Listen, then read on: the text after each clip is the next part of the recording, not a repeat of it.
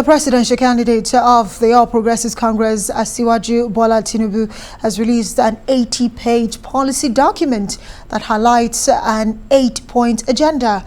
Top on his priority list is the action plan that includes national security, the economy, agriculture, power, oil and gas, transportation, and education. The document, containing multi-sectorial policy options, was tagged Renewed Hope 2023 Action Plan for a Better Nigeria. The APC presidential candidate also pledged to continue the massive social investment programs of the Buhari administration. While Tinubu is promising huge investments in sports, entertainment and culture, youth empowerment and entrepreneurship to expand job opportunities for millions of Nigerian youths. Abubakar Audu, who is a member of the APC Campaign Council, joins me now in the studio to really give us some more insights into this policy document. Abubakar, good to see you again. Thank you for joining me on the program tonight. And I'm looking at, summaries of this 80 pages. I had to take my time to go through every aspect of it. Quite ambitious, I must say. But let's break down some areas, starting with the fact that you are a young person and he's making a lot of plans for the youths and the women. And I want to talk about the women. 35% affirmation. That's what he's promising. But this is not the first time we're hearing that from your party. The Buhari administration made the same promises, but we're falling short of that as it stands. So what is the guarantee that finally the Nigerian women might get that 35% this time around if he's elected? Good evening. I'm happy to be here. To be honest, there are opportunities, huge opportunities for women. President Muhammadu Buhari has made it aspect of his agenda to empower women. If you see the APC, we've produced a lot of women in different positions, critical positions, ministers, even we have a governorship candidate. Unfortunately, there are issues with the court, but we have a governorship candidate. So we've always been very supportive of women and women progressing. If you see, there's a presidential women wing. We're the only party with a presidential campaign wing specifically for women. So you can see that women are a critical part of our agenda.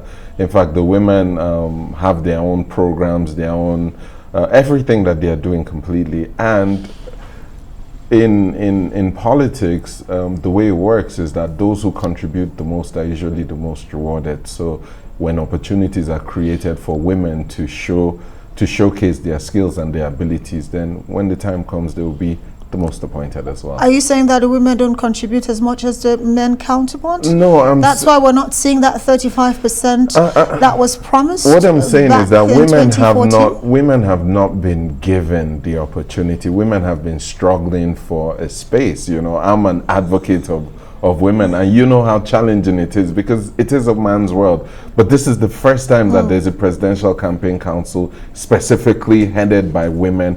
The whole entire council is filled with women and they have their own programs. So space has been created. This is a parallel campaign council to the presidential campaign council. Even in the presidential campaign council, there are still women included. But in the women's campaign council, there are no men. So you can see that the APC is pushing. And whose fault is that? Well, I don't want us to dwell too much on that. And let's talk about quite a critical aspect, which is the economy. And I see here the fact that he has plans of over 10% GDP growth. Quite ambitious, but the question one wants to ask is, where does he intend to get the money to carry out all of this huge projects he's talking about to help stimulate the economy, to get us to that double digit? If you see, one of the things GDP. He has said was fully deregulating the oil and gas sector and removing subsidy. Right now we're paying over $10 billion towards subsidy. So removing subsidy will enable us reinvest that money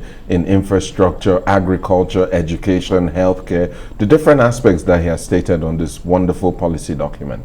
Right, but he talks about reinvesting that money, but there's no plans about how he intends to mitigate the impact when that happens, because let's not forget, we know that once the price of fuel goes up, everything else goes up. Absolutely, and that is why this is critical. Young people are being brought in to mitigate this by introducing new technologies such as electric vehicles. I myself am a producer of electric vehicles. We're producing in commercial quantity, 4 different variations. And this has encouraged us, people like myself, other people, to enter this market and to capitalize on the opportunity, as well as saving our planet and reducing greenhouse gases and emissions. So. And where was he talking about the economy? He talks about more borrowings, and Nigerians are jittery when they hear about borrowings, especially if you look at how far we've come, especially during this administration as it concerns borrowing. Well, people are not really against borrowing, because the biggest debtor in the world would be the United States. But the concern is more of where this money being borrowed is directed to. First of all, if you go through the policy document, you see that there's less emphasis on borrowing in the medium and long term. The borrowing is to meet our short-term needs and fill the gaps. By the time, you see, the problem is that the economy, one, is highly dependent on petrol, oil and gas sector, and number 2 is that the naira is specifically pegged to the oil imports on the dollar. By diversifying the economy, by increasing the GDP in different sectors, we depend less, therefore decoupling the naira to the dollar. So everything that happens now, we're looking at inflation based on the dollar. So by the time the economy is changed, you're looking at the economy based on projections of job growth and wealth creation. And that is how the EU, for example, has done this to decouple the economy from the dollar, which is the same thing that's speculated in the document to happen. So I believe there will be economic prosperity. I believe that the plans laid out in these documents are doable and feasible. All you have to look at is the example of Lagos. There was negative GDP when he took over in '99. There was just about 2 billion naira in terms of internally generated revenue. Today, there's over 770 billion being generated from Lagos State alone, and Lagos State is the 5th largest economy in Africa. All these things was done because there was a foundation. What this is laying a foundation. When he came into Lagos State, he set a 25-year plan. That plan expires in 2024. No other person has vision like that. So this plan is supposed to be a future, building on the foundation that President Muhammadu Buhari has laid, and then expanding it for the future for young people like myself to benefit and capitalize on. Expanding, a good idea, but you know, a lot of Nigerians would say when it concerns borrowing, if you look at where we are right now, where we're spending so much on even servicing these debts, Absolutely. now thinking of getting more debt. Like I said, there's a lot of jittery, especially if you juxtapose the debts we have so far collected and the plans for it. But let's move along from there, because time is of the essence. Bola Tinubu has been an advocate for restructuring. Yes. But that is missing in this document. Is there a reason for that? It's always better to under-promise and over-deliver.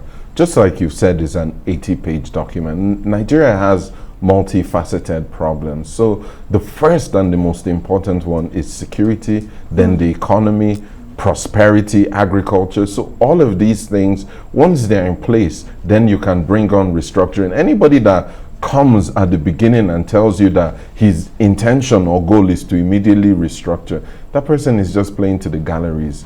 In truth, what Nigeria needs is quality leadership, economic prosperity. Quality leadership, but security. he's been an advocate for restructuring. That's why I ask you this. And some are even of the opinion that he's probably afraid of the North, which we know the North right now as it stands might not be in support of restructuring, and he's probably trying to appeal to the North. What do you have to say about that? I completely disagree. I think restructuring is something that has been, in my personal opinion, blown out of proportion. What we should focus on more is competent leadership, because with competent leadership, all these ethnic division, all these issues that we keep complaining would evaporate. We don't need to break the system more, create more states, create more positions, that you're creating more officials that will end up benefiting. What we need is to refine the set of officials that we have. What we need is a quality filtration process. What we need is a leader with a proven track record, who has shown on a small scale that you can take as a case study. He shows on a small scale and makes promises, but in the manifesto, or like you like to call it, your party likes to call it, an action plan, that is missing there. But you talk about security. Just a week ago, he was in Kaduna State, and he did talk about the fact that state policing is something that he will look into if he becomes Nigeria's president. Again, that is missing in this document. Again, looking into, you have to be specific here. There's job for the executive and there's job for the legislator. If he comes and promises you a job that belongs to the legislator, then you should know that the president himself doesn't even know what he's doing. These promises? What he said is he's looking into it. Therefore, he can use his executive powers, God willing, when he comes in, to speak to the legislators to tell them the benefits of having state police. But that is not under his purview, except the bill comes to him and it's up to him to accent to it or not. That's when it's his purview. But until then, any promises he makes telling you that he's going to institute state police, it's beyond the scope of the powers of the executive. It is beyond the powers of the executive, but at the end of the day, the executive has a way of influencing legislation. Which is what we'll have to say thank you so much, Abubakar Audu, a member of Mustafa, of course, a member of the APC Campaign Council, for joining us tonight on the program. Finally, this document, we finally see it.